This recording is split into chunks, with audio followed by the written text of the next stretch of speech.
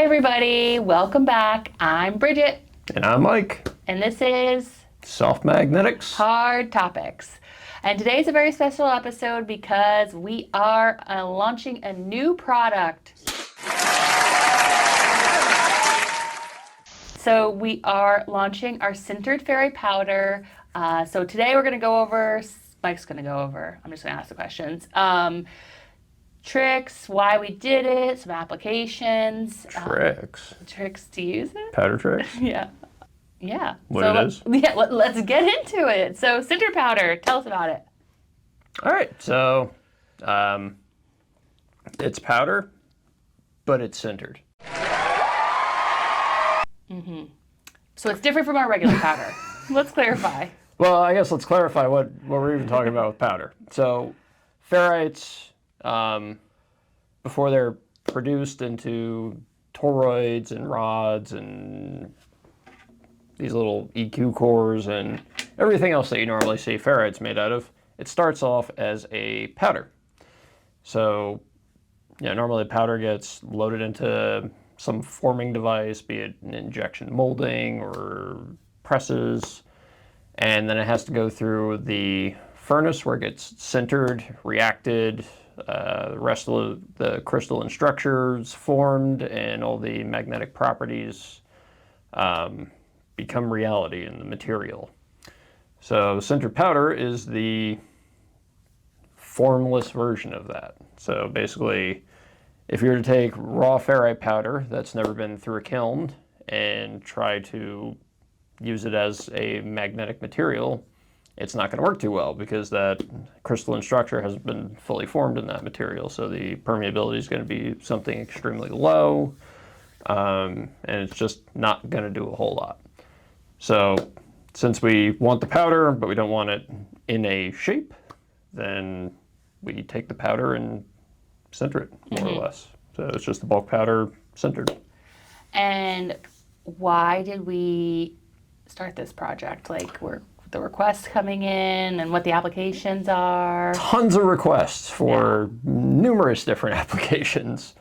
So when you have a sintered powder versus a solid ferrite, you're not going to have quite the same performance. So the material itself is the same.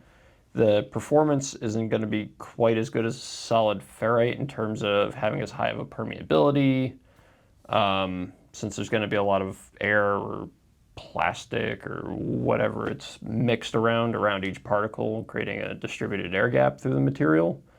But in areas that you need some magnetic material, maybe not as high of a permeability, but want the superior losses of a ferrite still, you can use sintered powder.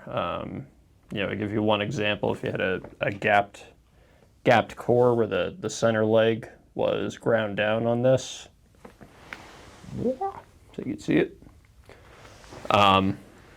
If you had the center leg gapped down on something like an EQ core, normally that air gap would be air. Air is really bad at containing flux. That could fringe out everywhere.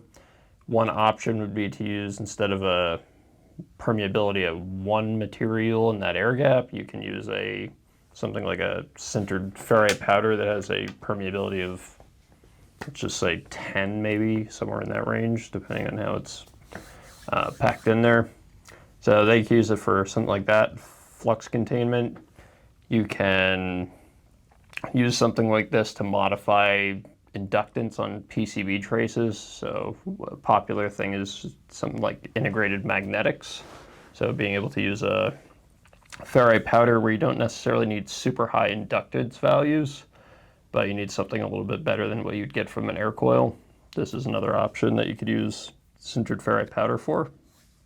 And shielding too. This stuff still ultimately works like ferrite. It has a lot more air gaps again, but it's still a lot better than air. So, a couple different applications for it. And so it's available in two different materials. What are those? But there's 2 parts per material? 4 parts per material, technically. Yeah, kind of. Okay. Half of those parts are just packaging differences. Yeah, sure. But yeah, so we have two different materials that we're offering this in initially. And that's 77, which is a 2000 permeability manganese zinc material. Now, again, that's the nominal permeability of a solid ferrite core in that material.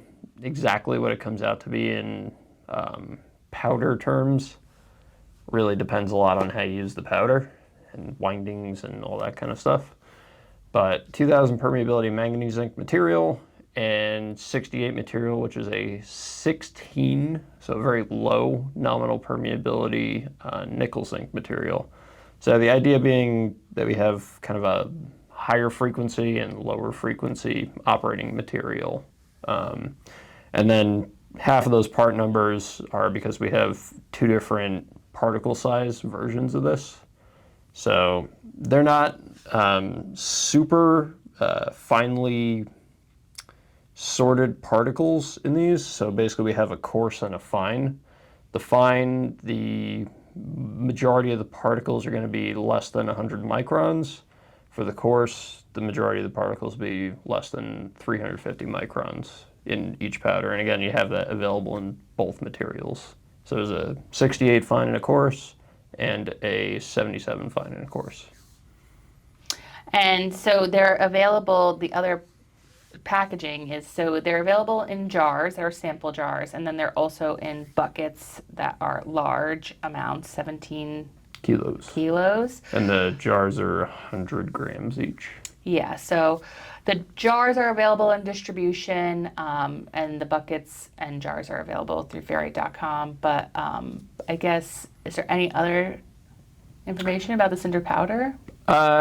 So these are the two materials that we have right now as standard.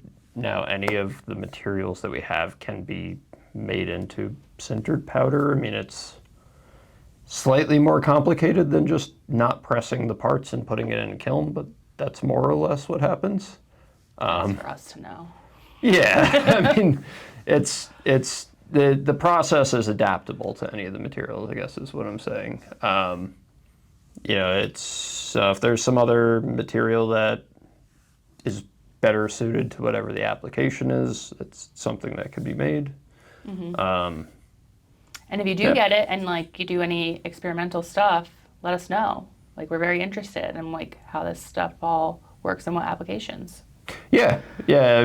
This is something that we release because it's a request we get, frankly, often enough. How much of the stuff winds up working out? Yeah. Hard to say. You tell us. So check out our authorized distributors that carry the Sintered powder. Everything like from data sheets and all the product part numbers will be in the description of the video and on our website. You can always contact us via Ask the Advisor or request a quote for your own. That's all. Thanks for joining us. Bye. Bye.